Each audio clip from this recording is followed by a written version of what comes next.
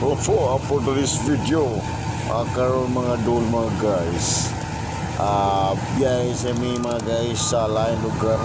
Karon mga guys, mga dol. Kaping bundok yung mga dol, mga tagkas kayo rin mga dol ang kabundukan. Karon kaniya mo daan nga giyari mga dol. Grabe yung kamingaw. Ganda lang. Takay kaniya itong biyahe, pamugas mo na yung paggatas. Panawa lang mga guys. Dito palabig puso kay na may giayon dari mga dolo malawa one way rin mga dol kay lipoli man niya karo mga dol kalingaw tag video hari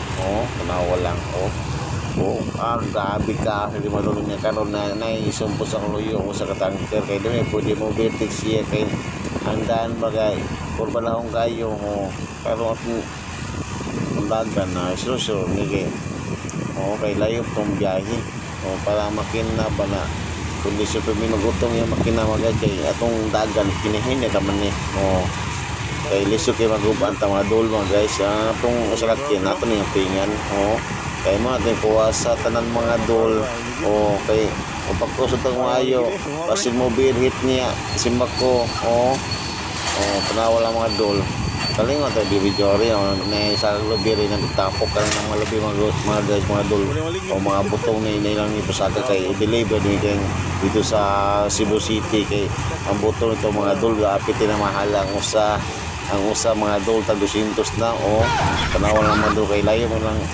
ikuha ang ikuha pa piti mo na ang butong usa tag 200 ang usa ato sa Cebu City kaya mga dol kung ipanguwag butong agwanta mo pa kay kaya mahala butong mga dol kay layo kayong biyahe kaya mga dol kaya nga matagpuan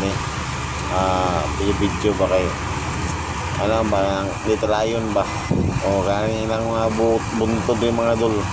grabe kahoy ng mga dol ako ikwali mga dol ka ng mga